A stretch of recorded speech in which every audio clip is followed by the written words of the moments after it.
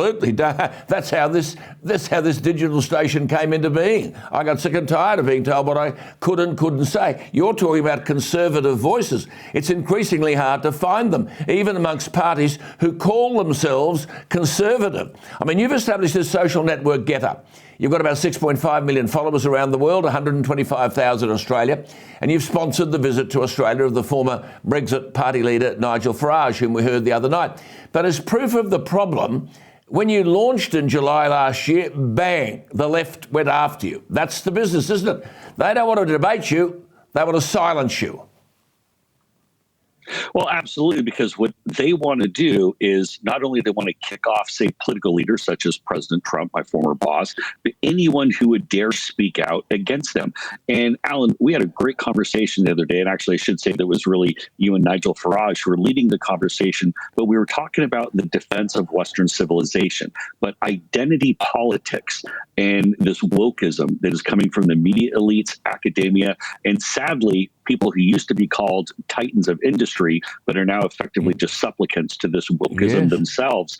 If you push back against them and resist identity politics, you find yourself without a platform. Here's the interesting thing that I found as we launched this platform. Yes, there's a center-right passion, people pushing it back against wokeism, but as we saw the lockdowns in Melbourne, as we saw the COVID restrictions all around the world, it has awakened a new generation of people, whether it be an Andrew Bogut, the basketball player, of course, from the Milwaukee Bucks and the Sydney Kings, Matt Letizia, the greatest British footballer in history, folks like that who are now waking up and saying, I'm not in politics, but I don't like my rights being taken away. Correct. People are too frightened to speak up. I mean, there are tens of thousands of people listening to us right now who would privately say, it's too dangerous to put your hand up and have a contrary view to the one idea view, which we're all meant to get behind. I mean, this is true. You couldn't speak about coronavirus, lockdowns, net zero, hydroxychloroquine, ivermectin. I mean, the former President Donald Trump was banned from Twitter in 2020. What does that say about free speech?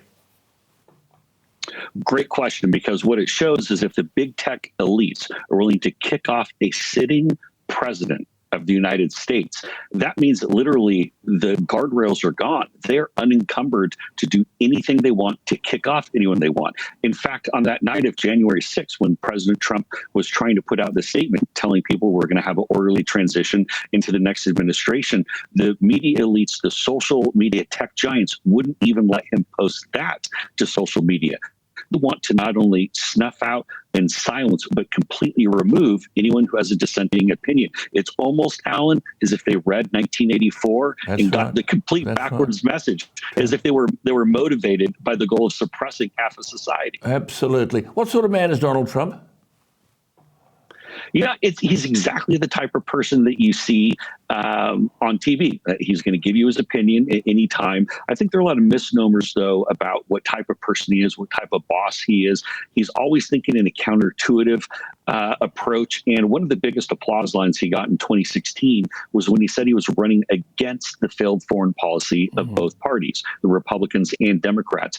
People don't view Donald Trump as a politician. That, quite frankly, is how he won in the upper Midwest in the United States, the more industrial labor bases of Pennsylvania, Michigan, Wisconsin, because he wasn't identified as saying being a politician, a party leader of that sort. And I think people are looking for something different. Here's the thing, Alan, when you look at it, used to be considered really kind of the flat line as far as ideological spectrum. You have the left, you have the right. Now it's much more of a circle. And you see where the difference between, say, a Donald Trump populism isn't that far off from, say, a Bernie Sanders populism, with the exception of a couple of very key freedoms.